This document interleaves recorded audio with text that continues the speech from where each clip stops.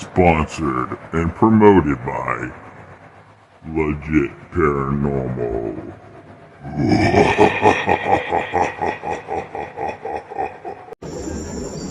Alright. Yeah. Let's go.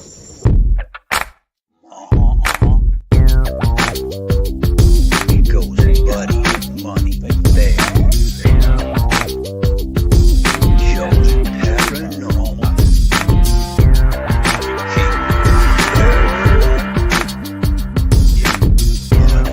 Money, there.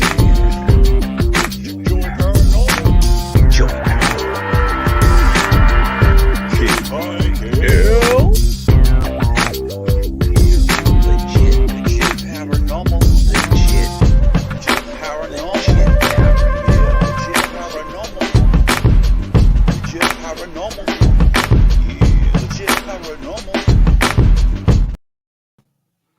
Hey, who'd you talk to? What's going on? It is me, Mike Let Breathe, the K-I-N-G, here with Legit Paranormal, brought to you by legitpodcast.com. It is January 29th, 2023, which is 1292023. I got almighty, I have no idea. Let's see. 2 times 3 is 6, times 2 is 12. 9 plus 2 is 11, plus 1 is 12. For the math geeks, we just solved today's date. Joining me as always, buddy, Money. There, what's up, buddy? Good evening, Mike. How we doing today? Pretty good. You just see me pull that math, one of my math geek things out of my pocket. That was a pretty superlative math thing that you just pulled leave it out there. Out of the sky, Mike. I'm very excited. Almost as excited as I am to be drinking this evening's beer. My beer of the week, Mike. It seems like it's gone. It's all in the glass right now. It's going to be going very soon. It's called Green Machine. Green Machine. Yep. It's brewed by Treehouse up there in lovely. Well, they have a brewery in Chatham, Massachusetts, up near Worcester, Charlton, Massachusetts. I'm sorry. Dude, you sound like a train right now. Sandwich out of the Cape. Okay. And there's one out in Western Mass. The reason for today's beer, called Green Machine. You sound like I got it. I was inspired by a good friend of mine. His name is Nick McIntosh. If you're watching, a big cheers, Nick. Nick, to you and your EAGLES Philadelphia Eagles are going to another Super Bowl, and probably will defeat either the Cincinnati Bengals or the Kansas City Chiefs. So congratulations, Nick, and congratulations, Eagles. I know that pains you a little bit, Mike. Oh, wait, hold on. I'm dry heaving. Hold on. All right. Please announce the guest, please. Stay off Philadelphia, please. That armpit of America. Go ahead. God, that was so delicious. So you ready for the introduction? I'm ready for the introduction, Mike. Right, so our guest this evening, she's joined us for the second time. She comes back to us. She's a shop owner from the lovely village of Scituate, Rhode Island. She's a psychic medium. She's a pet psychic medium. She's a Reiki master. She's a teacher and an artist. Welcome back, Roxanne Jasparro. Hey, Roxanne, what's going on? Welcome. How you guys doing tonight? We're fired up. I'm in the middle of what I would call my own vacation. So I drove home and got ready for the show. And then as soon as the show's done, off on the road again. I can't wait to just go someplace else. Sometimes it's fun to just not be home. Does that make sense? Oh, yes. I like to travel. I'm a traveling witch, so. Yeah, I'm not a witch. I don't think anyone would ever call me that. Maybe I don't think I've ever done anything. Buddy, have you done anything ever that would ever make you consider yourself even witch-like? You or myself? You. Me? I had a witch in my paranormal group, Mike. So I was accepting of her and her practices, and I let her do smudgings through investigations. So I guess kind of. You're very accepting, apparently, buddy. Mm-hmm. We thank you for that. Well, you talk about the Warlock a lot, Mike. You could be like witchy. Yeah, I would be like the sports witch, and I don't think that's even really anything. So Roxanne, of all the ones Wait, first of all, what do you got going on? Anything new? Oh my goodness, I got lots going on. Go ahead. I don't even know where to start. So I guess we can start a little bit about Block Island, because I don't think that was on the table last time I was on your show. Mm-hmm. So I started off with Block Island Ghost Tours last year, doing readings, doing all my witchiness on the island.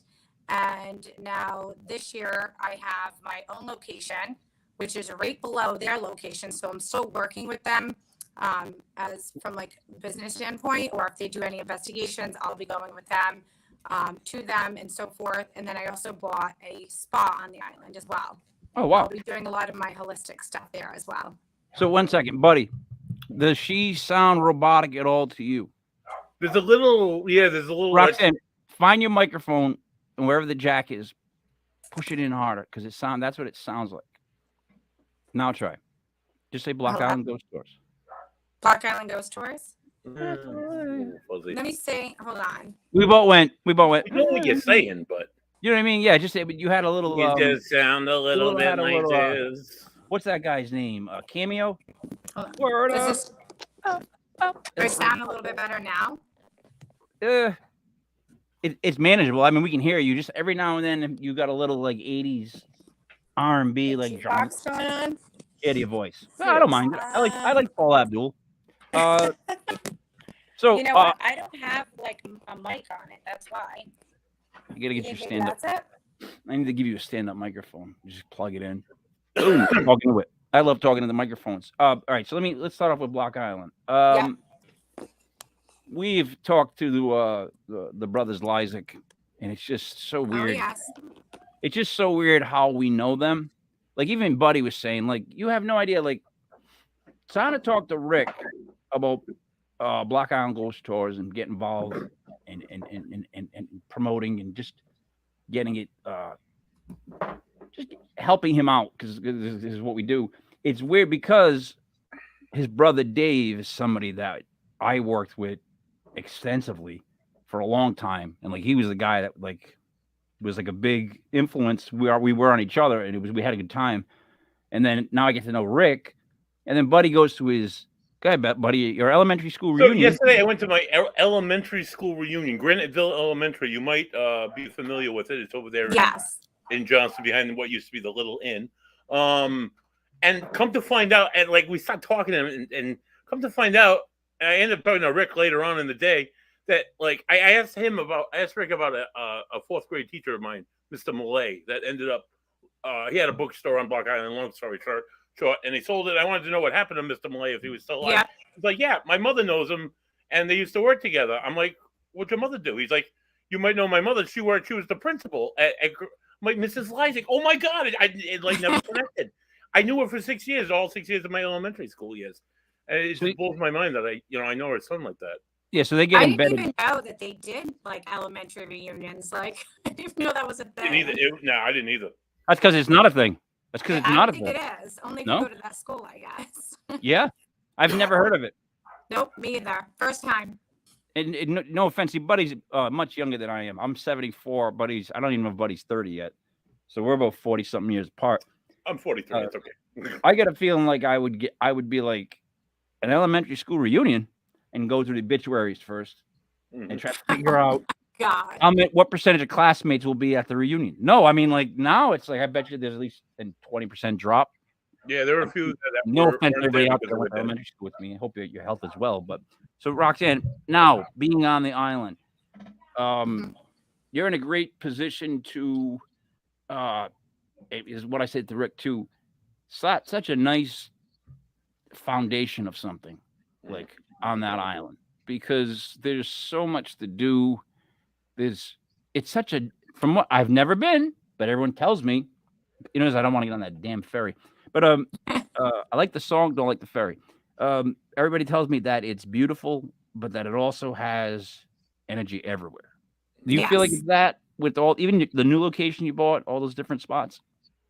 Yes, it's really about the island itself has an energy, and again, it's an island, right? So it's surrounded by water, and a water conduit of energy, right? So everything in life is energy, and how you see it, sense it, feel at different times. And the island does have different vibrations.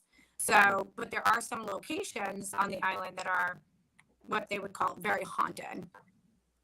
All right. Some are residual haunts, some are, someone may feel an energy in one location, some may feel it in another, like more vibrational, moving energies. All right. So Buddy had an idea last show with someone, and he just didn't force the point across. But I was with him, and he gave up on it. And Buddy, here's what you gave up on. You were trying to say that maybe the SS Salem has different ghosts coming aboard and leaving because water is a conduit. Right. That's what you were trying to say to her. Right. Him. The metal on the water or the ship. And so that's what you're saying, Roxanne, is that water itself is, of course, it's a way for energy to travel, right? Right. Okay. So see, Buddy, you were right last week. You just honestly, with Block Island, it's a lot more special than water. It's the moving water of the ocean. A lot of people in the metaphysical, the medium world use salt, as a spiritual thing. There are 365 freshwater ponds on the island of Block Island. There are. It's made of the geological makeup of the island. The rock that makes up the island itself is a conduit for spiritual energy. So that place, the bloody history that's involved with Block Island. As long as they don't find cobalt on the island, we're all good. Right. They find cobalt, I know I'll be out there with the pick. I know that's going to happen. I'm not that high in the pecking order. All right, but I digress. Roxanne, so tell us about the new place. Tell us how the new place is going to run, and you're going to be able to spread yourself that thin. Okay, well, this is where I wish I was kind of like Bewitched from Citra, where I could just like twinkle my nose and be here, there, and everywhere. So awesome. Unfortunately, I can't do that. So it really is just going to come down to my scheduling. I do have obviously my location here, Bewitched Citra, which is my home base. So right now we have a lot of great new practitioners that are coming into that location that are going to be able to have that place kind of running, flowing, even when I'm not there. So I'll be putting half my time here at the Bewitched location in Scituate, and then half my time in Block Island. Block Island is an island, as everyone knows, majority of its season is summer. So late spring, summer, and now even into the fall. So when it comes to Bewitched on the Block, it will be open. It will be a smaller version store with herbs, holistic tinctures, things like that for sale for the islanders. And I'll also have readers in there. And they can book with me or with some of my other readers that people can just do walk-ins. Last year, sorry, I'm out. You. So every now and then it pops, and I thought you said breeders, and I just kept waiting for like what type of dog? What are we talking about? I realized you said readers. My bad, Buddy. Did you not hear breeders? I did, but my brain automatically. I know, but I was like, dogs. She deals with animals. I'm sorry. Readers. Yes, tarot readers. So I'll say that, so it sounds better. Yes.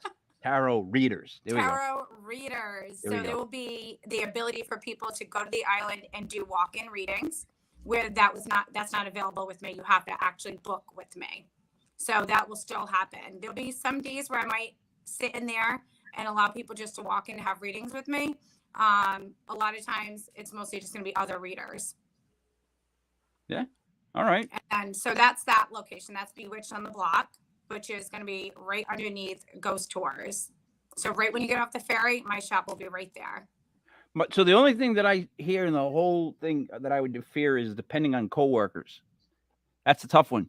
Like at the old store, you got to depend on the fact that they're not going to give you what I would call like an ass ache, where you have to go there and put out a fire when you have to be on an island. So you must have people that you like you. Yes. Yeah. So I have Peggy Ogre. A lot of you who are watching this live that have been to my shop, she is my right hand girl. So she'll be putting out a lot of fires. Nobody wants to mess with Peggy. So nice. So there'll be a presence between me or her, between the island and the home base location here. See, I don't have that with this thing. When I'm not around, Buddy is out of control. He's gotten us more YouTube strikes in flagrant things he said and done. It's like I can barely keep the channel on. Like I can barely keep these channels on if I'm not here to rein them in. But you get that going on, I guess. On top of that, what a nice spot to put a shop, right? To have to go to. Mhm. Like, I mean, there's worse places. I've been to Worcester. So, going to Block Island every morning. By the way, I slipped that Worcester one in there. How do you guys? The ferry goes at what time? Because I want to picture a morning going to Block Island. I was trying to explain this to my wife that if I ever had to go to Block Island in the morning, like be there for that morning boat ride shift, Yeah. Buddy would have to knock me out like B.A. Yeah. Baraka from the 18. You have to go with the Like, first I would one need where like the garbage goes over. And every time I'd be like, "You're a crazy fool," and I would end up on the boat. What time do you have to get there in the morning? What time does the ferry leave? I guess I'm asking. So it's all different times. Like right now, we're in off season for me going there. Sometimes I'm getting. Yeah, but you personally, what time would you hop the ferry to go to work? I'm asking. Last year I was getting on the ferry at like 9 o'clock, 9 o'clock ferry. That's not that bad. That's not that bad. I guess that's not that bad. So you get there for like, because it's island time. Someone kept telling me that. Like you got. It's island time. Like nobody's like if they're out drinking, having fun the night before, they're getting up, maybe walking on the beach, and they're not really having breakfast. They're not really getting to you till 11 anyway. That's not everyone on the island, but that is, the No, majority. see that, and that makes sense. Like in other words, what's 9 a.m. here? It's like a hard 9 a.m. You got to be in for 9 a.m. You got to be there for 9 a.m. When you talk island time, you talk about the fact that you could be walking on the island at 9:15 with a coffee, 10, whatever, get to your place, open up, and people aren't like waiting in line, like just staring. That, you know what? I'll sit in my car. I can't stand the people that get out. Like I got to go to Walgreens. I got to go quick, right? I know this is a weird thing, but if I'm waiting for them to open, I don't get out of the car and stand in front of the door. The people that do that, like they seem like the thriller zombies. Like, why wait at the door? Just sit in your car and wait for it to happen. So I guess island time is they just wait. They'll wait for you to get there. And very easygoing lifestyle out there. So, and you'll have the readings, and you'll have the ghost tours. So, wow, buddy, where does she have the time for animals? Because I know Buddy, you don't understand Roxanne. Buddy is chomping at the bit to go into a nonstop pet question. I just have one. You don't have one. You talked to me pre-show. You got like about 15, kid. I'm ready for him. Let's go. Right. 1, 2, 3. So, Buddy. Okay, so wait, Buddy. The floor is now officially yours. Oh Jesus, look at that. So now when you talk about being a pet medium, you talk to pets that are alive, or do you talk to pets that are deceased, or how does that work? Both? Oh, okay. All right. So I have a friend of mine who asked me to ask you a question. She does pet rescue. She has various amounts of dogs in and out of her house. So like taking a dog from like some really traumatic, awful scenario going on, being super abused and stuff. And the dog will come in with all sorts of issues, and then she'll fix the dog, kind of like what you see. I think it's a Top Dog on Animal Planet. It's just like that. And she fixes the dog, and she adopts the dog out. And honestly, I've known this girl for about a year, and maybe a little bit less. And the time that I've known her, I've seen one dog come back, and then she readopted it back out again. So, but she has like 3. She specializes in Dobermans, so she has 3 Dobermans that she doesn't know the history of. Would you? Hey, buddy, is there a question inside your question? Yeah. Are you able to ascertain the dog's history, or if the dog saw trauma, or why the dog acts a certain way? Are you able to talk to the dog? So when we say the word talk, right? It's like you're thinking to yourself, like this dog's mouth's gonna open, it's gonna be rough, and I'm gonna hear something else. Yes, it is kind of like that, but they don't talk like I'm talking to them telepathically. I'm able to use all my psychic abilities to see where they're from, where they were born, if there's something going on medically with them. It is, is one of my gifts that I use a lot. I actually have a lot of animal clients. Mm-hmm. So, when, let's say your friend brings in one of the Dobermans, maybe this Doberman is constantly doing the same thing over and over again. Mm-hmm. So she would then bring the dog to me. I would see what's going on with the dog. Dog either telling me telepathically that they don't like the sound of the bell at the door when you go to open the door. Every time that sound gets alarmed, it makes the dog retreat back and then poops in the house. And I've had a dog that this is exactly what. So I'm giving you an actual real life example. Mhm. And so I said to her, I said, you have some bell or something on your door? And she goes, oh yeah, it's like this, I like to put bells on my door. I was like, yeah, me too. And I'm like, but it's triggering the dog. And the dog was a rescue dog. So something in its life, that sound triggered a memory or an abuse. So then the dog came back and would just eventually just poop where he was. So she removed the bells. She took the dog back home. I told the dog their bells, showing the dog that they're bells. Didn't care, didn't like the sound, don't like the bells. So I just told her to take the bells off the door. And now the dog goes outside and poops. That's cool. Yeah. So here's my thing with the animals though. So the one thing, like with cats, I have no idea what they're thinking. No idea. None. We have a cat that lives in this house actually named Peaky. I don't talk about her because I never see her. I don't know what she does. She could live a whole FBI type CIA life.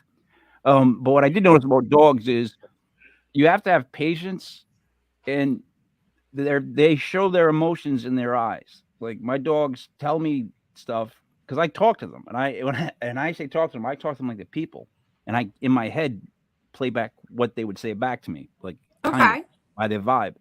And when he's acting up, whatever there's always a reason, and I'm just not paying attention to it. And the thing is, because I'm around my dog so much, I get to pay attention, have patience, because you get angry. Like my big dog barks so loud that it's like someone hits one of those fire alarm, those fire things, the cans that you just would hate people for bringing. When he barks, it's that loud. So it's like I got to address it. So he knows when he barks, I can't stand it, but I can't yell at him when he barks because what's the point? He's just going to bark back at me, match my volume. He needs something, so I got to figure out what it is, get him to come down, and then take him out or get him water or something. So with dogs, I guess I'm saying is they're easy to read, but I wouldn't know how to say they're sick. That's incredible if you can see sickness in a dog. Yes. Yeah. That blows my mind because that would be an awesome thing. Like, see, my thing is I'm a big proponent of I like coaching basketball with kids, and I like dogs. Other people I have a hard time with. You know what I mean? Like everybody that's grown up, I have difficulty with sometimes. But I feel like those people are the purest. So when you are reading a dog, I guess I'm asking, how does it feel? Does it feel different than when you're reading a person? Is there any more sense of calm that I'm hoping to God there is in a dog? Well, animals are more simple in nature than we are, right? We're more complicated beings, right? We're paying bills, we're, working, we've got a lot of different things going on. Their main job, if we're talking I can talk to any animal. It doesn't have to be just a dog. So I want to clarify that. But, there are a lot of dogs that do come to me. And I find that what their needs and their wants are is just really unconditional love. I always say, like, dogs are like your human companion trying to make you like a better human, right? Where cats are more like, you're being a stupid human and I'm not going to teach you to be a smarter human. They just don't have that capacity. But and clean the litter box while you're at it. Get me some milk and make sure it's a certain temperature, know. But I do find that cats, when a dog is sick or something is going on with it, maybe the cat never really liked the dog and they always had their space, that cat will actually come and transition the dog over when it's ready to pass. Yeah. Or will tell you if there's something wrong with the dog. We had a neighborhood cat that was like a wild cat that we would let in. Yeah. And at first I was scared of the cat because the cat would bring me like these skinned bunnies, like as if like it was supposed to be like something great to look at. And I was terrified when I would see them. I was telling my wife, she was like literally like Jeffrey Dahmer. She would, no offense guys, but she peeled one side of a bunny. Bunny was still alive. I could see the heart pump and everything. I was like, what did I just see? Like, what is this cat doing to me? you know, and I didn't realize that's cats' ways of saying like they like you. But right before she died or she disappeared for the last time we ever saw her, she spent one night sleeping on my chest and one night sleeping with my wife. It was the weirdest thing. And then she was gone the next day. We never saw that cat again. And we saw her. We had her for like 13 years. We'd come and eat. And we'd always let her out at night. So that cat never addressed me. Like that cat used to act like I didn't exist. I'm a dog guy. That one night though, it was just saying. I felt like she was saying goodbye, like in hindsight. So that's why I don't know what they're thinking. You know? Yep, that's what she was most likely doing, and she knew she was going to die. So a lot of times, cats, even dogs, they will go find a place and die. All right. So then, if you can, I have a question. I have a legitimate dog question that I would like to ask about myself. So, every dog I've had has been like almost like a tattoo. Like there's a different story about every one. So, Clementine passed on me. In whatever year, one of the years of COVID, and I couldn't go with her to the euthanization. Like they made me stop at the door, and I don't know if I asked this before. I always felt like I let her down because I didn't go with her, like that I wasn't the last person she saw. Like that was my job, and they wouldn't let me go do my job, and I didn't want to end up with another fist fight on my hands over this. Because that's where it got actually to that point of aggravated. I just wanted to make sure she wasn't scared. If that's actually anything you can pick up on, like I just want to make sure she wasn't scared because I didn't get to go in with her. Like I felt like people lost real people that I can't complain, but I lost her during that and I couldn't see her. Like I couldn't go see her. I feel like I let her down. Okay, so I'm a reader who, when I hear and see things, I tell you exactly how it is. So are you open to receive this message? Okay. Okay. Yeah. Yes, she was scared. Okay. But she knew she was dying. Oh yeah. Okay. She's not. She loves you. You know, they understand. They're able to see when they pass. They're able to see the chain of events. Yeah, she was. So she knows you didn't abandon her, is what I'm telling you. That's all that really matters, basically. Yeah. She like when we got the second dog, she was such a great example. I didn't really even have to train Faith as much because of how good Clem was. Clem would keep her in line like all the time. And then when it passed over and Clem passed, and I went a couple of months with just Faith. Faith was depressed. Like I had a depressed dog. Nobody believed me, but I'm like, no, my dog's depressed. Like there's not another dog in the pack. She doesn't know what to do. So can I talk a little bit about that? All right, go ahead. Okay. Yeah. So, and this is a great topic because I have so many people that come in and they're bringing their dogs that are dying or they have cancer, or whatever. And I actually give free services to animals that are dying. I do not charge for them. That's awesome. Okay. So, the dog will come in, you know, and I'll help the dog until it's time for the dog to pass over. But then what I do is I say, okay, they have a Chloe, another dog, let's just say dog named Chloe. Okay. And so I will say, bring Chloe in because Chloe is going to grieve. Chloe is going to be very sad and she's going to end up doing things that are not like in her normal routine.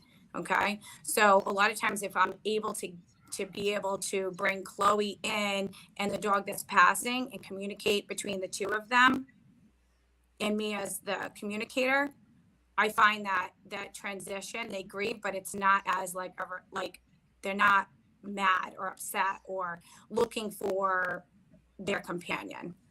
Yeah. Cause the dog, where they go, it's like, where do they go? They were just here. Where do they go? And then if your dog can see spirit, it's all of a sudden they're popping back in at your house and then they're disappearing and it's like uncomfortable and weird. So you'll find that a lot of times dogs or any pets that are left after a pet has passed, they won't go near the bed. They may be sniffed. They'll act a little off, a little odd. And it's because they know and they're grieving. So I always say, instead of just getting rid of their stuff, allow, you know, their bed and certain things to be there for a little bit because it actually will help the other animal grieve. Yeah, she's really depressed. No, it's a true thing. It's depression in animals, and it actually can cause them to have a shorter life. Yeah. So, That know, makes and it takes time. It takes time. So, I'm very blessed that I have this ability where my favorite people to help are kids and animals. yeah, yeah, by Everyone far. else is secondary. Yeah, by Sorry, far. people. No, by far. And the But thing is too, their hearts are in the right place. exactly. They're actually innocent in my book. Like, Innocent. Yeah. you know, they don't have any malice intent. And they believe in magic. Yes. Right. Yes, and Christmas and stuff like that, which I would fight that Christmas and Santa do exist Luna. if you believe. Once something is believed, then I think it exists. I mean, we're in the paranormal. It's a Luna. wonder Santa, but it's a wonder you've never brought up that Santa. Why What? isn't I'm Santa? talking. Buddy, you should be a pro Santa guy. Pro Santa? Pro Santa. The guy from the North Pole. Are you not with me? Look at Why? you all Because I red. have a beard, Mike? No, because I'm a paranormal guy? You're at tomato red almost. I am. I'm very, because of the red, because of the orange beard, Yeah. the bright lights. Yeah. Yeah, We're I'm very ho-ho-ho-ish, if you will. We're almost like a Kiss cover. Album cover. You know, you Yeah. all red, I'm in gray at Caldor. At Caldor, yes, it would have to be sold at Caldor. They still haven't opened, by the way. Back. They're going to, Mike. They're not going to be in Rhode Island for a few years, though. How'd you make out, Roxanne? That was just me talking until you go back. That's okay. Yes, I was just my dog is getting let me at him because she knows the rabbits are outside. So here's question. So I waited 6 months before I get another dog, even though I know my dog was depressed about not having something around. And it had to be the right exact dog to bring in. So yes. in comes dumb stupid face, right?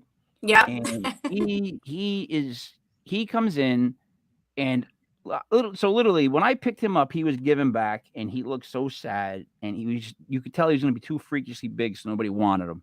I could see that look in his face, and I was like, oh, I got this guy. I'm like, I got you. I said, come home. But like the first 2 or 3 nights, Faith tried to kill him. She didn't try to like bite him. She wanted to kill him. And he would have to sleep over here with me. Cut to later, now he's 140, 150 pounds. He's a mastiff lab pit bull. His head is Holy Toledo's. So when he tries to lay on you, you can't breathe. But so like the first couple of nights being here, like everybody in the house didn't really want him. He was too big stepping on stuff. The other dog's trying to kill him. Like, that's a tough place to step in. I would have loved if you would have been able to talk to my dog then, because I knew what Faith's issue was. She didn't want anybody else in the house. She didn't want to share anybody. She didn't want no replacements, right?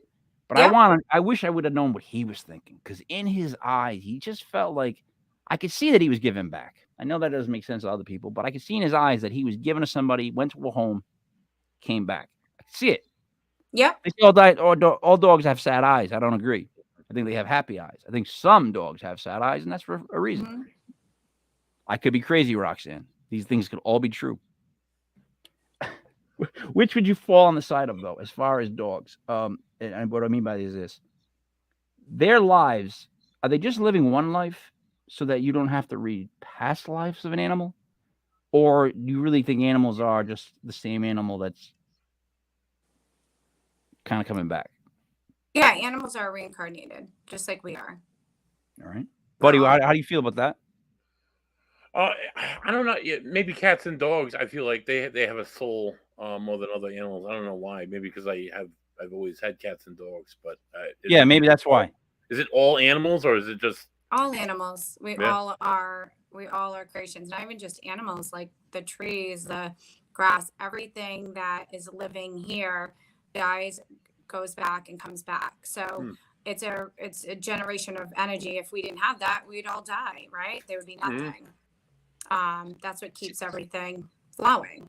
So I will say this, though, a lot of times people will like lose their animal and then go out into the world and go, well, Kibby's going to come back to me. And I just know it. And they go looking for an animal too soon. And then I always say, yeah. And then you get the wrong animal. And it's like, and then you start to, now as you're starting to grieve, now you're starting to like have resentment towards this new animal because it isn't Kibby. And then that animal has, has to find a space in the pack. And when I talk about the pack with your dogs or even your cats, like more dogs are pack animals. They also look at you as a dog, like Yep. as part of their pack. Okay. They don't look at you as like you're a human and I'm a dog, like that No. you're their pack. There's no separation, right? Yeah. But if you have a dog and you go out Mhm. searching for a dog that's identical to the dog you've just had, and then you're disappointed that the dog is different, it's almost like you probably shouldn't have dogs, because the glory of dogs is everyone's different. You got to figure them all out. They're all insane. They're all silly. And to me, the fun is to get to know them. Like I would not want the same dog twice. Like if I had to pick, I wouldn't want a dog to come back to me. Like I want them to go to like dogs are different. I want them to go where they got to go. Like, you know what I mean? But I like the fact that every dog is different. I think if I get the same dog twice, that'd be boring. But think about this. We're reincarnated souls. And so if you've seen any of your past lives or were able to journey and see some of your past lives, you will realize that it's the same soul, but you were a different person doing a different thing. And so that's why we come in this life liking certain things from different eras and different times. And it's because of those lives. So we're remembering some of that. So necessarily. Is anybody new, Roxanne? Is anybody new? In other words, like, I've always felt like I don't have past lives. Whatever. People say I do. I don't. I feel like I've never had one. Now, I can't claim that. I can't even prove it. Don't know what I'm talking about. But what I'm asking is this. Can't you be a new soul? Can't this be your first time out? And how do you identify those?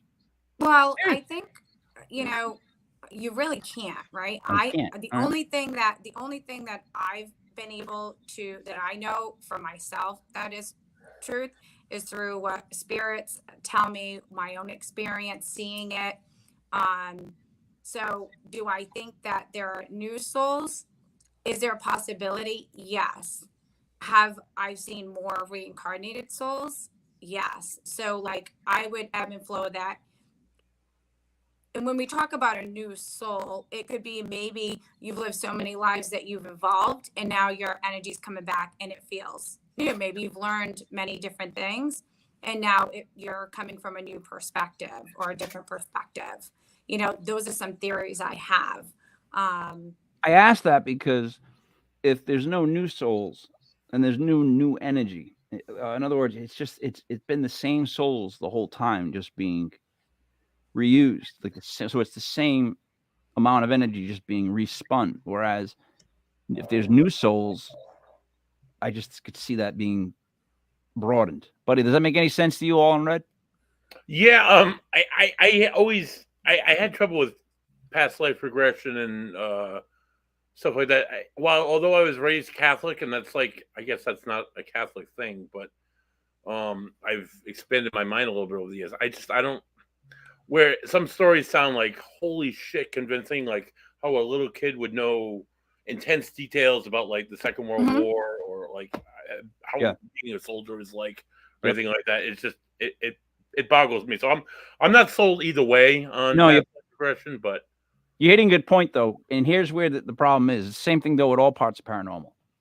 But past lives, you get people that have stories that hit you and you're like, oh man, they didn't make that up. Like that's kind of scary. But then you get people that are like, yeah, my past lives, I was Abe Lincoln, I was Tarzan, I was one of the disciples. Which one? Don't know. Like, you know what I mean? It's like, come on. So I mean, like, I guess in any part of the paranormal, you get your left and right extreme. But with past lives, I think some people take advantage of the fact that you really can't prove it. Because all their past lives are all these people that are distinguished. Like, really? You couldn't be just a regular guy 1 year? I think that has a lot to do with ego. Mm-hmm. So, if someone's saying they're this, who's to say they're not, right? But by the person you're talking to that their ego is at a level, that's where they put their past lives there. I can tell you from personally myself, like when I became a Reiki practitioner, and Reiki is you can transfer energy, with your hand above their body or actually touching. And I've actually went to go touch this girl on her head, and I saw her current life, what was going on, and then into her past life. So I'm able to see some just by touch, and that doesn't get triggered all the time. And I've learned to kind of slow it down, because I'm like, I can't be doing Reiki and then like seeing everyone's, past life stories, because it takes a lot of energy for that to happen. So I think anything, especially in this field, everyone wants to be a witch. Everyone wants to be a paranormal investigator. Everyone is a witch. Everyone is a paranormal investigator. And then on top of that, they're like the super Walmart of the trade, right? And Well, so yeah, it leaves the ones that, are doing the work, walking the path, putting the work in, as, doing It's that. But then you have all the other people that are, it's easy to ready to like send, yeah. A toy company their picture so they can become a toy figurine. They're easy to spot. Basically, especially if you're like an outsider, like I still feel coming in, because basically what they'll do is, certain people will be like, yeah, this is what's happened to me. This is what I've dealt with. And you're like, oh, all right. But then, and Buddy's been with me when we've run across someone, you'll just bring up a topic like Bigfoot. They'll be like, saw him. And you'll be like, oh, all right.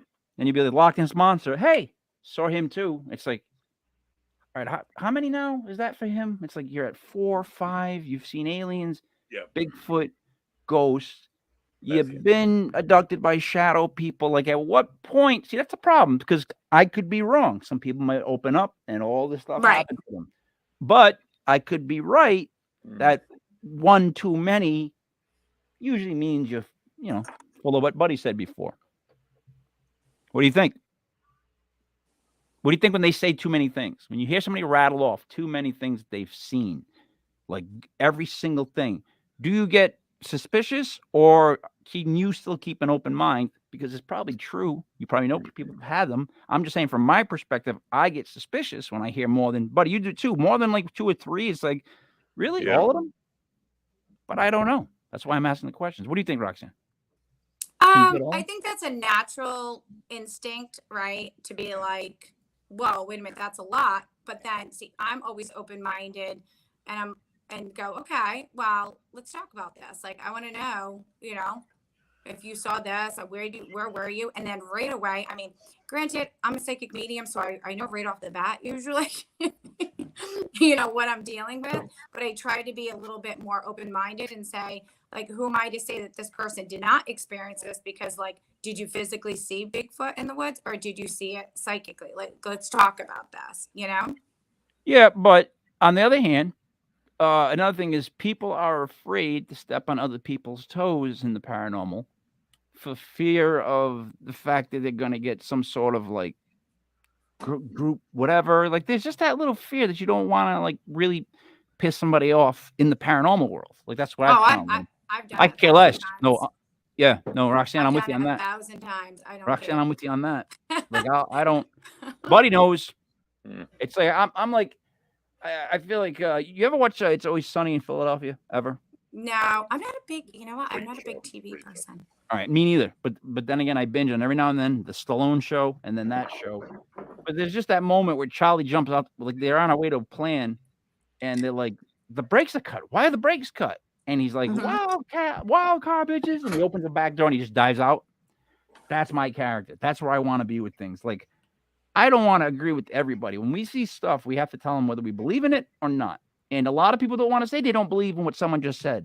And we're not saying it in a rude way, but if you don't say your honest opinion, then you get these shows where everybody's just like going, oh, that's great. That's great. Oh, that's great.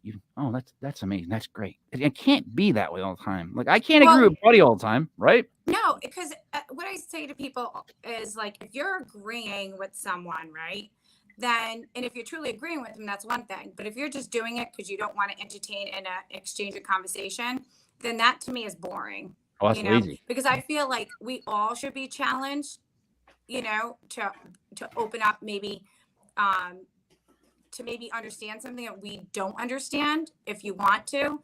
But I just think, how are you going to learn something? Ooh, why the heck would we want to see your wall? why would you want to be around people that agree with you the whole time? Like, what are you going to learn? This is one of the big things in the paranormal field and in the witch community. And I read a lot of books. And at Bewitched, I have an open library where you can come read any of my books. You just can't check them out, but you can always come in. People come in, read for hours, and then leave, whatever. And I say to them, read these books with an open mind. And a lot of them that I have read, and I've read from some great authors and some not so much, or everyone could be an author these days now too. And it's the same regurgitated information. Mm-hmm. Nobody challenges nobody. What they do is they read from someone that they're like, oh, I like what they say. And they turn around and write a book about it and regurgitate the same information. But not yet has one of these people actually tried, because if they knew anything about science, anything about gravity, anything about energy or certain things like this, then what you're saying is just make believe. It's not even, you never even tested like the theory out. So like I do a lot of that in my witchcraft. I do a lot of that with the paranormal. I will challenge, because everything in the end of the day is a science, whether it's a future science or if it's a science that we have now, but we haven't discovered it yet. Would you be open to scientific exploration as far as like mediumship, like doing an experiment, like a paranormal experiment? Would you be open to something like that? What do you mean? Give me a little. So I had this like model in mind where I wanted to get like 3 or 4 mediums. I wanted to take away the sensory deprivation, like blindfold, take them to a location and let them all individually walk around and tell me what they felt, what they gathered about that information. Me knowing the location, knowing the history of the location, not telling them anything at all beforehand, and just filming the experience and see where the correlation was, see if there was any correlation medium to medium, looking at it from more of a scientific point of view than rather a paranormal point of view. Yes, I would be interested in that. And actually, when I'm asked to go on paranormal investigations or historic locations, I do not ask for the information, anything, because I want to go in blind. Because if not, I now have to take all this logical information that I know about this place and try to pull that out of my psychic mind. That takes so much energy, and it's a lot of work, and you have to be a very seasoned psychic medium, which this is where my ego will come in. I am. Do I still have a tons more to learn? Will I continue to learn till I die? Yes. Right. But the best thing you can ever do is go into a location with any psychic, right? Even a paranormal investigator should go in blind, because it just makes a better experience, and you're able to pick up more information. Then you can go back and do the research and do all the connections. Yep. And that's one thing that I, if I happen to call in a medium to any case that I happen to be on, I'm like, hey, I got a case I want you to work on with me. Yeah, sure. Let's settle on a date and time. We do. And then that day and time, about an hour before I leave, I send them a text like, hey, here's where we're going to meet. This is the place. So they don't know anything at all. There's no chance for them to research any history, to know anything at all about the property. And they're going completely as blind as possible. Now, how has your experiences been with other mediums doing it like that? It's better when they don't know where they're going, because it gives me more of a peace of mind as an investigator. They had no opportunity to know some of the facts that they're spewing out at me, and or to do any of the research on it whatsoever. Like, for example, I went on a case last year. We went to a home in Attleboro. I went with a medium that I use frequently. I told her the address about an hour before I was to meet her there. We got in, we went in the place. Now I knew the whole history of the place. It was a small house. It was on maybe an acre of land. It was in a wooded area. There's no way she would have known this unless she had done the research that I had done. Not available on online sources at all. It was like boots on the ground, countless hours of research. She went in the basement and she's like, I'm seeing like, it's like somebody's cutting somebody. I'm like, how are they cutting somebody, Robin? She's like, they cut them from like their neck down to their groin, and they're taking out everything. Oh my God, what's going on here? And she was like horrified, thinking that she was on the site of a bloody murder scene or something. When in fact that basement. I'm sorry, hold on. I'm gonna wrap it up here. I'm like, that was it a morgue? It was a pig farm, and they slaughtered pigs, and they gutted them in the basement, and that's. Sorry, buddy. I knew it was going to be a pig farm because you're describing how to gut something. And I the love book is bacon. disgusting. But yeah, it was just it's fun, those like little details Was there a that question in there? pick up on that you don't. There's no way that they could know. You So that was just a story. It was just a story, Mike. Did you know that, Roxanne? It was just a story? Did you think it was a question? I was just listening. See? By the way, her answer is better than mine because I'm like, I just heard a bunch of adjectives. Buddy, adjectives and adverbs should be like the title of your book. And your book would be from start to finish, do 12 chapters. Not one thing should be coherent. There's no story, just adjectives and adverbs. No punctuation. That's just for talking about the non-stop. Eagles at the start of the show. I'm sorry, Roxanne, I had to get mean. That's You brought up okay. That's okay. Really bad subject early on in the show that I've been trying to avoid the TV screen. It's like pick the worst, your least favorite team in the world, and they're in the Super Bowl. You just want to like. I digress. So let's ask this. So, all right, we talked about the dogs, past lives. We talked about the fact that people come back with the same past lives. Now, remember I was telling you about the show, how I like to approach a show? It's kind of the same way as what you were just explaining. Remember I was telling you I don't want to know nothing about nobody before I really get interviews because it'll sway me. Like, because early on, if I heard too much of them on a prior YouTube show, whatever show, it's just like, like when I would hear people give the same exact canned answer repeatedly, it would sour me for the show. Like by the time show came, I was doing everything in my power to not ask that question or keep them off the line of that because some people want to come on and just show clips and stuff, and we're like, we ask questions. They're like, well, here are the questions you can ask. And we're like, how's that a conversation? You're giving a presentation. It's not. And they don't like that, man, because they want it all to be about them and for you to be quiet. Because the two guests, one, like to have conversations. Two, can't wait to tell you how great they are, what they got going on. That's it. Right. That's it. It's like a marketing, advertising, you know. You get a cool show and they get to let people know who they are. So you help with the passing on of pets. As far as kids, I can't think of anything worse. I don't know why you would even want to do it. I don't know what the toll would be. I really mentally and physically. I just I can't understand how someone could do it. But have you helped parents move on in any way or given them any help? Like, yes. Explain some of that because that would be very interesting to me. So as being a mother of 3 children myself, when I was there was one year, I think I was doing house parties at the time. Every house party had a mother who lost a child, at least 1 or 2 of them that night that I was reading. Wow. And obviously I didn't know this until I'm sitting there and I see this little child next to their mom. And now I have to say, you have a daughter who's passed and, she's telling me things and like, then she's crying, I'm crying, everyone's crying. Yeah. Right. Because I'm channeling the energy of the deceased and I'm channeling her energy. So it's this cycle of energy and flow that comes in and out. Okay. It's very difficult and there is no such thing as you're forever grieving your child. There's no end, I think one of the worst things that could ever happen to anybody is losing a child. Yeah. There's no right way to do it. I find the beautiful gift of being a medium is I'm able to give them something. But at one point I was very upset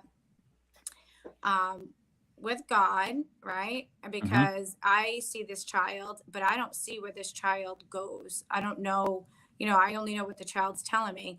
And I know number one fear of any parent when you have a child is, when you're in a store, you turn around, like, where are you? Where are you going? Like, so when a child passes, you have to have this faith base where you think your child goes, but you're forever searching. And I feel like that to me is the saddest because we're always looking, right? But a medium can help with that feeling, that sense that, they're right with you. Their heaven is with their family, is with you. Okay. There is this place that I did see. I did ask God to show me and they did show me. And I said, I will never tell anybody about this place until only people that lose children. And I had told this one gentleman who lost his son, he was about 17. And I explained to him, he goes, you described the exact place that my son came into my dream and walked through it and showed me. Wow. So that was like a double confirmation for me too, you know? I'm not even good in regular social conversation. You know what I'm saying, buddy? Like, I can't even have a conversation with somebody. I'm too socially awkward. But have to just like to have to tell somebody that kind of info. I don't even know where I would begin. I'm being honest. Like, I don't know how I would break that to somebody. I don't know how I could even talk about it. I give you credit. Like, I don't think I could do it. I don't think I could physically tell them what I'm hearing, or because what if you hear something bad? And sometimes there is, you know, sometimes there's kids that, you know, there's some bad things I've had to channel. And, you know, I've had people come in my store who say they're a medium or they want to read. And I say, okay, so if you were going to read, what we're going to do? Oh, I only tell people good things. I go, then you're not reading for me. Because the people that come in are coming in because they have something going on in their life that they need help with, that they need resolution. Something in their life is going on and they need help. So if you can't tell them that you see them futurely, you know, doing something, then so they can correct it, then what's the point? What's the point? What's the point? If you want to go love and light and do love and light readings, go somewhere else.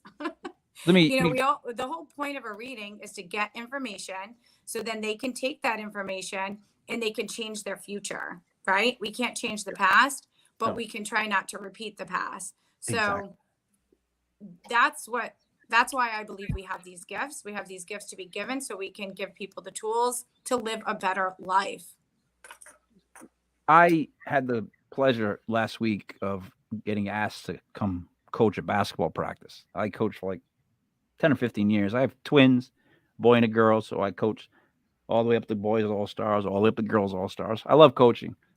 So I got asked to coach, and I came and I got to coach third and fourth graders on Thursday or Tuesday, something like that. It was the best time I had. Getting those kids to listen, right? Like getting them to line up like it was a real practice. And the thing was, what was great was hearing the moms after the practice say, I never heard it so quiet. I never seen the kids run drills like that. And then one of the moms said to me, but you were talking soft. Like we couldn't hear you. Like the moms were like, we couldn't hear everything you were saying to the kids when you were coaching. And it was weird. It was a weird question because it's like, I was never asked that before. But I said to her, I don't yell when I do something like that because I want them to have to pay attention to how loud my voice is. So if they don't pay attention to me, they're not going to listen.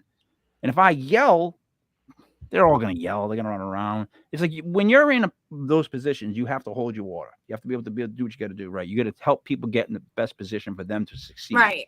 My problem is I can give negative feedback when it comes to sports. But when it comes to what happened to like someone that you're worried about or something like that, I don't think I could do that, Roxanne. I don't know if I could tell somebody, yeah, well, you know what? She didn't die from that. She died from this. It's like, I mean, have you ever told somebody something like that? You're like, you know what? I don't know if you believe this. And it's like, so you're like, here we go. I have sometimes a lot of, I always say, you know, preface by saying that, you know, my reading room is like Vegas. What happens here stays here. So the only time anything leaves this room is if you go out and tell people. Okay. I like Vegas rules. I've always liked the Vegas rules. Vegas rules, right? It can be about a dentist, anything. I just like Vegas rules. Go ahead. Right. So I asked them, are you prepared to hear what I'm going to tell you? Just like I did when we were talking about your dog. Okay. Are you prepared to hear what they're going to say? Mm-hmm. That's a good way to do it. They say yes. You know, I know how this person died. Are you aware of how they died? And they all say yes. And I'll say this. And they're like, yep, I know that. Or nope, that's the reason why I was here is because I wanted to know what really happened. See, but I still think that even if you have the guts to say what you're really seeing to somebody, right? You should have, no matter what you do, right? It's commendable in the long run. You still gotta have, you gotta be okay with somebody, I guess, kind of flipping and saying, no, you're completely wrong, because they don't want to hear what you just told them.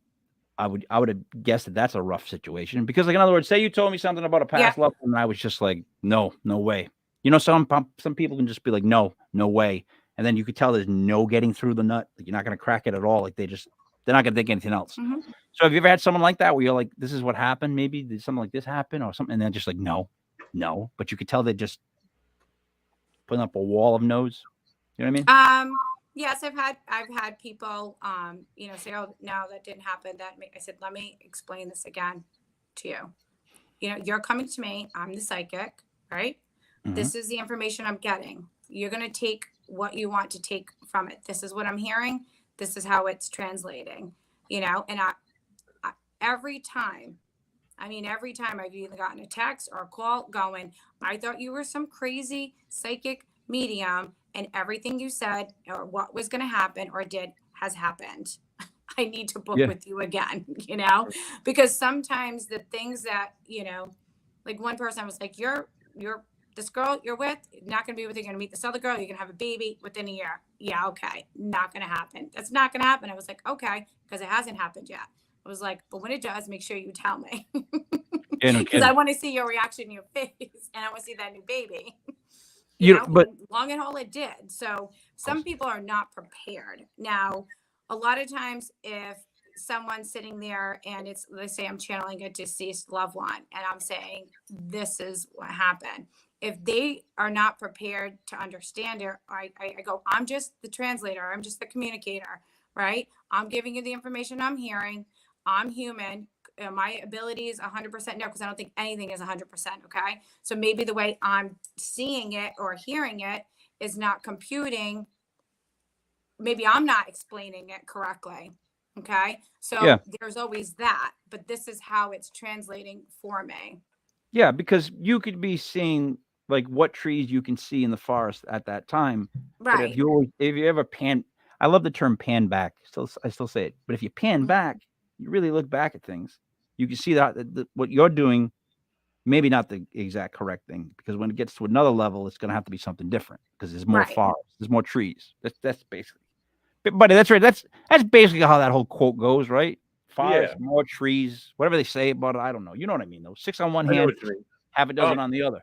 I do have a question. There was a comment put forth in the chat group here. Let's show it. It's the dead can't move physical objects. Now, as a paranormal investigator, I've seen it. I've seen objects move. Yes. I've seen a door that was off the hinges being picked up and landed on another person. I've seen a cell phone fly across the room unexplicably. Do you feel that the dead can not only have the use energy or environmental energy to manipulate things to move, but they can also manipulate the energy to change the temperature of the air or touch somebody or push somebody physically? Do you believe that spirits can do that? Yes. Okay. See, when you ask a question that is that long, listen, when it's that long and it's like, because like I give like 2 + 2 is 4. You give one of those, like if Johnny had a car and had to go to work 4 hours away, that's like where you're getting at. And the thing was, you go all the way to the end and you know what her answer was to that question? Yes. Yeah. It's all how you phrase it. Because the thing is, if you sum up a conversation with somebody, that's like how you sell somebody on something. You always end with one of those lines. Like, that makes sense, right? You just keep nodding and looking at them. Yep.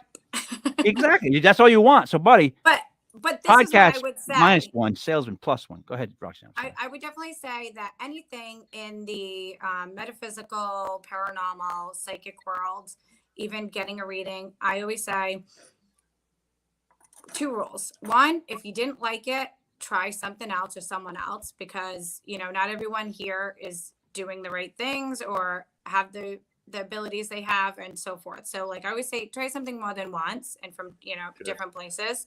I even tell people come in for readings with me to like go get readings from someone else too. It's good to change up that energy. But I don't know where I was going with this. I was going somewhere with this. All right. I'm used to that. Energy is a good thing. But, energy is everything. So, if you don't believe in it, then you don't believe in your own existence, I guess. So see, Roxanne, sometimes we have people that'll ask questions or they'll write stuff that is even too advanced for. Well, he's right. Morningstar is right. Seeing an object move isn't evidence that the dead made it move. Correct. Right. Living psychics have the energy to move things. Yes, because I've done that. The dead do not. A dead yet resurrected spirit hits like a gun bunting All right. to you. Okay. So Can I give you my problem with this comment? Yeah. No offense, Morningstar, but you just said seeing it not move, seeing an object move isn't evidence. All right. It just whenever someone says that, like I could just apply that to every conversation we have about anything moving forward. I can just say, yeah, well, some don't. Like some you don't know about. There's just there's some things out there we just you don't know. And when they do that to me, I get, come on, like you can't. Everything can't be. I guess everything can be. That's the frustrating part. But it's like it can't have that trip door question answer. Like you can't say, well, I think me personally, I think energy is the only currency we have. It's the only thing that negative energy would want. The only thing anything negative wants. If you want to know the battle of good and evil is, to me, it's over energy. It's over getting evil energy, positive energy. That's just all it is. 100%. But you also have to remember that energy, positive and negative in nature. Negative energy is female and positive energy is male. So, and we need both of them to put the lights on, right? So there is a balance and there is a harmony between the two. It's how it's being utilized. And here's another question I'll ask you. Everyone always, like, I'll say to them, and I hate to use this term, but because it sounds so nuanced. Mhm. Like, I'm not good and I'm not bad. I'm mostly good, but I can be bad. Like I hate when, well, you're a good guy, and it's like, yeah, I guess, but I can still do things that aren't good. Like everybody should feel like, well, I feel like I'm fighting it every day. In other words, I have both sides. I just tend to, I was raised correctly. I got people supporting me. I tend to lean in the good side. Like, let's say 85% tops. Okay. Right? Yeah. 15% of it, maybe not so good, but that's like, to me, there's nothing wrong with the 15% because that's still me. Like other people might not like that other 15%, but I can like it. But does everyone have to like everything that you do? As long as you like it and you can lay your head on the pillow at the end of the day. And if you're like, listen, I told that guy off and I really don't feel bad about it. That person needed to be told off and hopefully he walked away feeling or changing his life in some way. I can lay my head on that pillow and say, I'm glad I did that. Now, if you start to have remorse for the things you do, then maybe you need to like check your energy a little bit and go like, okay, in that moment, it felt great, but now I'm feeling really bad about it. Maybe I shouldn't have. And then you just kind of like communicate with yourself and throw it up to the universe and say, okay, I'm done with feeling this way. I'm going to move on from this. I've gone through my atonement. Like I've dealt with things and like, I realized that the best I can do is apologize and explain why I did what I did. But after that, there's nothing else I can do. You can't apologize again. It's just like that person. And nowadays, people, because they're so not connected, it's so easy to lose connection with somebody, to just stop talking to a certain person because all it is blocking them on a couple of social apps. And then you're no longer like in their lives. And people are doing this quick and easy and getting in and getting out. And I don't know. I actually love the fact that we can discuss past lives, right? Mm-hmm. Animals' past lives. The fact that some people need to be able to deal with reality checks. Like, I don't want, buddy, you got a beer on you? I don't mean to make this completely Italian, but I'm going to make it Italian. And I know, it's like, is Buddy falling asleep? Buddy's awake. He's got to talk. No, that's what he does. We all know what that's like. He seems like he's just going to be asleep the whole time. But he knows if I start to talk old school Italian, he has to drink. We just don't like, I don't know. You know what? I'm not going to say it. I made Buddy drink anyways. I'm going to go to the next question that I had. So I'm not, I can't, this one, I don't even, I'm not going to read that. I don't, I was going to say Morning Star. Thank you. All right. I'm sorry. He just, there's, when you don't know someone's sense of humor and they just keep writing so serious stuff with all these gigantic vocabulary words, right? And they just keep hitting you with it. And then they hit you with like a Norm Macdonald joke. I don't know. He's joking right there on that one. If I start talking about that one on the thing, I'm in trouble. So let me wrap with this, Roxanne. I'm staying at this hotel in it's in Rhode Island. Mm-hmm. Now, at night, the last 2 nights, not knocking. Here's the thing. So people say they always hear knocking. I heard pops. It sounded like pops in walls. Yep. I think knocking is a bad because knock. It's not this. It was like this. Yep. It almost sound like if you had like a glass jar, like the mason jars, Yeah, and then like, the thing popped. Yeah, that happens oh at my my God, store yeah, all the that's time. perfect. So it is pop. So this is last night. Now I'm not going to say I was completely sober. That would be horribly wrong of me to say. Yeah. I'll say I was allegedly not completely sober. But doesn't matter. All night long, pops, noises, weird bangs, knocks, bang, bang, bang, and then right around 3 o'clock, it's getting bad, and then I'm hearing something knocking on doors, and it's getting louder, the same knock, and I'm a musician, so I'm trying to keep a beat to see if I can make out if it's like something that's mechanical. It's got the same, every 4. And it's getting louder as it comes closer to my door, close my door, and then all of a sudden it's faint, and it stops the progress again. So I'm thinking, is it something that's clicking in my room that's making this noise? Like I'm coming up with all these fake things. Eventually, I'm out loud. I say, I don't give a shit what it is, who it is, what you're knocking about, what's going on. I'm going to sleep. Yeah. I'm not going to be nervous about this. Have a blast, guys. Knock it up. I said, let me tell you something. I'm not going to look up, though, to see if there's any little kids or any woman in a white robe with long black hair sitting at the end of my bed. Because it's the end of the night. I'm done. I'm out. I'm not looking. Yeah. Stay away. I don't want nothing to do with that. Like, so that's how I handled it. So I heard all this banging last night. I'm telling you, it was the weirdest shit. And I didn't freak out. I didn't get nervous. I'm still not claiming it was paranormal. I'm just claiming it was really odd. And I refused to let it ruin my night because it was really trying to get to me. That knocking on the door coming closer, dude. I'm not making that up. Like, that wasn't the booze talking. That was real. And it's a scary thing because it's like you want to go look through the peephole, but you don't want to look through the peephole. That feeling of me being, I don't know what, and you know what's weird too is like here I am tiptoeing to the peephole. And I'm thinking, oh, I don't want to look out the peephole. And I'm thinking, what am I really afraid of? Like, what is it that I'm going to see that I'm going to be that scared of? Because like if I saw like a drunk guy out there knocking on the peephole, I'd get angry, right? Like, oh, stop knocking on the doors. But buddy, if I see an apparition or something that I just can't even explain, then it's therapy. I can explain to the wife. She's not going to believe me. You guys aren't going to believe me. You know what I mean? Like, that's my biggest fears. I'm going to open the door and I'm going to see this like disembodied head come by, slap me in the face somehow with no hands, apparently. And I won't be able to deal with it. So I guess what I'm saying is to round this out, how in the world are you able to have this stuff go on in a work week? Yeah. Refresh, come back and do it another week. Like after a while, do you not get like to the point where the disc is full? Yeah. I take a few days off.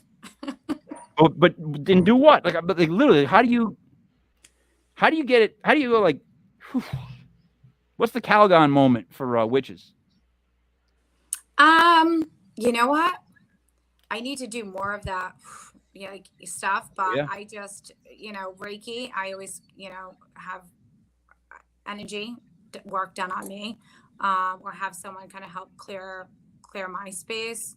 Yeah, but nothing beats silence. It's a mental thing. So like my brain literally has to shut off, and like my husband would be like, you don't remember talking to me about like this bill or that bill? And I'm just like, no, I don't. But my brain was on autopilot all day. So it's just that decompress, and I love having a glass of wine. That always helps. But it's never, I'm never off. Yeah, see, I couldn't. That's the thing. Like, I'm never off. So like, I like to go to the ocean. Obviously that's why I'm loving Block Island. Oh. Okay. So like, I'll go in the wintertime. I love going to the beach, like just walking the beach. Like that is like where I get like peace. I love going into the woods. So I find myself like, if I'm having one of those days where I just need to like disconnect from like the regular world, I'll go to the ocean or I'll go into the woods. Yes. That's that sounds all well and good. That wouldn't do it for me. Like, when I have to shut down, I have to shut down. Like I have to know my phone is off sometimes because especially now with all the podcasts we get going on and all the production I'm doing with them, all the different people that I'm talking to, like how much different everybody is, and like dealing with everybody on the same page. I have to shut that down. So, and if I don't shut it down, but you know how it's like 6 nights in a row of doing podcasts. If you don't have time to like shut it down or do something to refresh, you're gonna sound like you're tired. You don't want to do a podcast. Not like Buddy falling asleep. That happens all the time. That has to do with the beer of the week. I'm talking about when you start to feel it. There's nothing worse in the world than being on air and wanting it to end. Like the people that look at the clock. Oh God, there's nothing worse than if you're work, like if you have 10 minutes to speak and you're looking at the clock. Oh, God help you, because that's a bad thing to do. Like my advice for people public speaking has always been like, look up at the end and see how far over you went, or if you can take questions to fill. Right. But you check halfway, right? It's like the worst feeling in the world. You're like, what am I going to do next? Like, how the hell am I going to keep this going? You get that?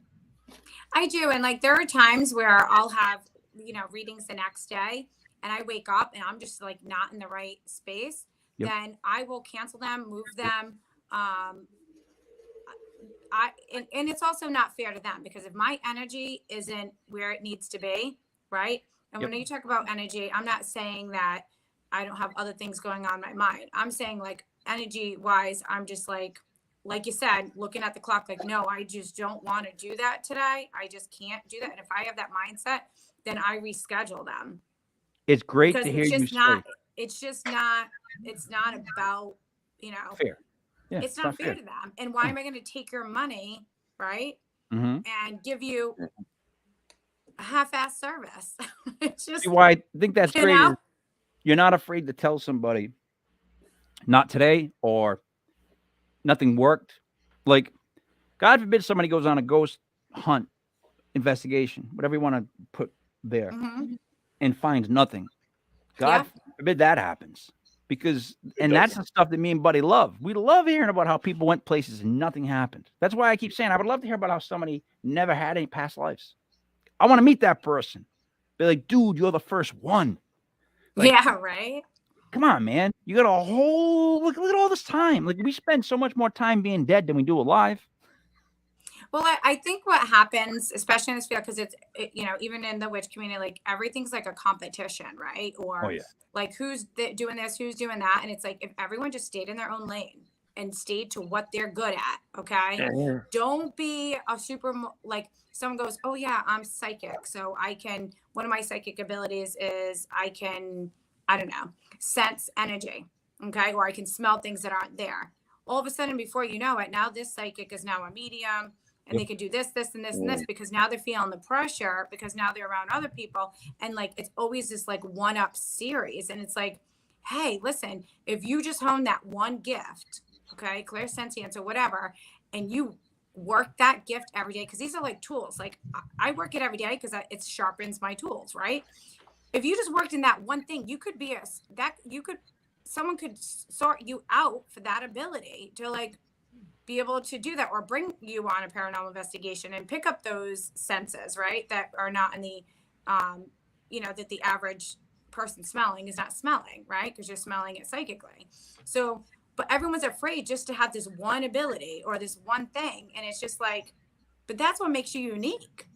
If you're going to sit here and try to be everything, and it confuses the public, then people try to book with you, and then they're like, I thought I was getting this, and I clearly didn't get that. And now all of a sudden, every other psychic medium is a fraud or didn't work out. It just puts a bad name out there. And like, I've tried for so long, and I've been around, I always say the ones that have the abilities are the ones that don't know it or are afraid to go out and actually use it, because they generally care about people. You know what I mean? And the majority of it, I'll say 80% of the field is a fraud. Yeah. It is. That's and the like, problem with it, though. And I'm okay saying that. Like, I'm 1000% okay saying that, because it's true. It's sad. It's about attention. It's about Now, if you tell me I want to be a paranormal investigator because I want to be really cool and sell my t-shirts and like bring people on, and this is my angle for marketing, then put that out as that's your angle. And that's okay. There people will follow you for that. Oh, But don't say you're going to go in and you're Yeah, going to help someone. Like, yeah. this is my favorite one. Now we're going to get on a rant. This is my favorite one, right? You go into a location, right? And they're like, every bump, everything is like this big thing. It's like, no, can everyone just calm down? And why the hell are we all going out at night? Do you really think that spirits roam around only at nighttime? We are on a cycle, okay? A spiritual cycle, an energy cycle. I've seen more like messed up things during the day than I have at night. It's almost like they go to bed at night. So every different energy entity has a cycle or a looping, right? So I don't know why. It feels like the bad things are at night, though.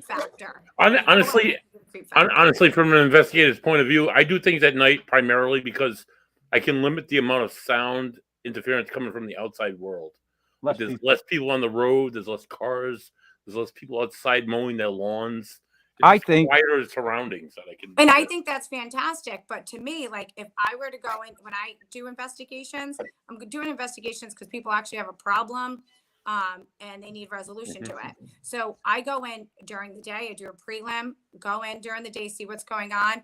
And then if you want to record stuff so you can get stuff, then I can see why you want to do it at night. But if the problem is reoccurring during the day, then you're never going to get the problem at night.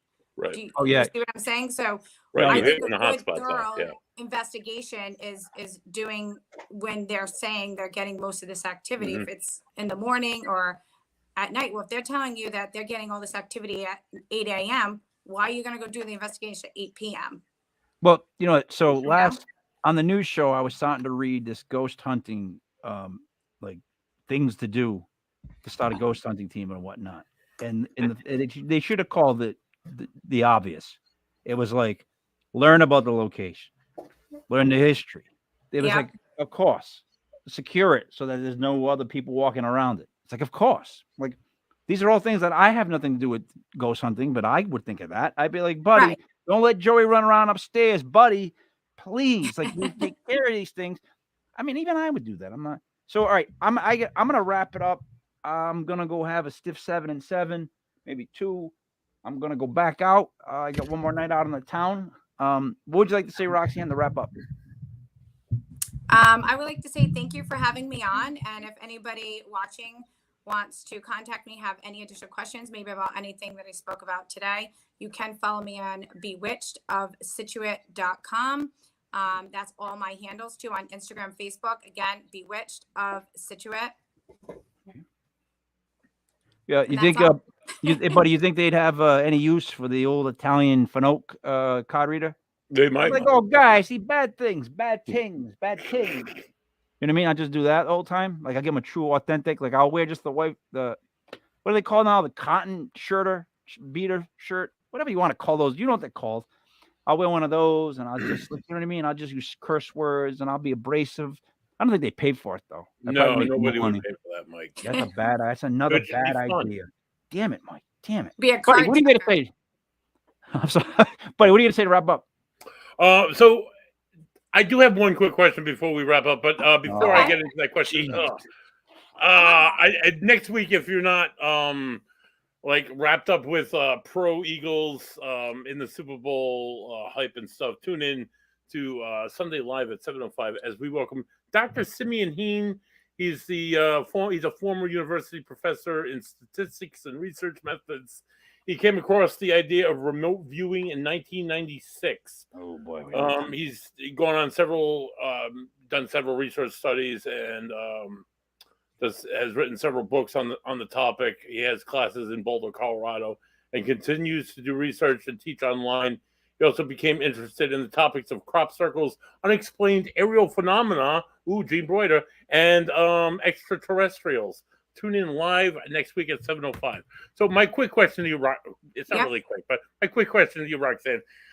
So I had a dog. I just got a new dog, and she's wonderful, and she's fantastic, and she's a puppy. But I had a dog. My wife and I got the dog. My wife passed away in 2019. I have a lot of mediums tell me that my wife missed the dog and talked about the dog a lot.